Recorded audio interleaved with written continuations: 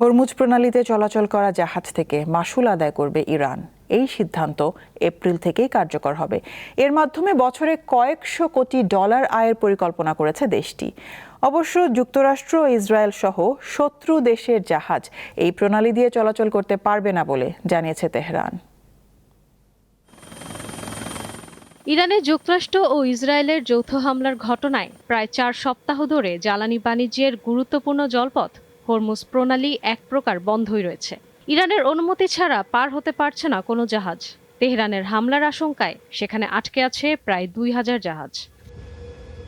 বৈশ্বিক জ্বালানির শতকরা প্রায় 20% হরমুজ প্রণালী দিয়ে নেওয়া হয়। সম্প্রতি এই জলপথে চলাচলকারী জাহাজে মাশুল আদায়ের জন্য আইন অনুমোদন করেছে ইরানের পার্লামেন্টের একটি কমিটি। এর আওতায় এপ্রিল থেকে বিদেশি জাহাজকে টোল দিতে হবে। ওমানের সহযোগিতায় এই সিদ্ধান্ত বাস্তবায়ন করা হবে বলে জানিয়েছে দেশটি। তেহরানের দাবি, গুরুত্বপূর্ণ এই প্রণালীর নিরাপত্তা নিশ্চিত করতে ইরান যে পরিমাণ বিপুল অর্থ ব্যয় করে তা পুষিয়ে নিতে বাণিজ্যিক জাহাজ থেকে মাশুল আদায় করা হবে। এছাড়া চাপিয়ে দেয়া যুদ্ধের খরচও এই জলপথ থেকে ওঠানোর চেষ্টা করবে ইরান।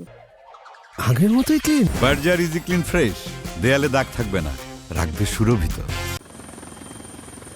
তবে এই আইনে যুক্তরাষ্ট্র ও ইসরায়েলের জাহাজ হরমুজ প্রণালীতে চলাচলে বাধা দেওয়ার কথা উল্লেখ রয়েছে।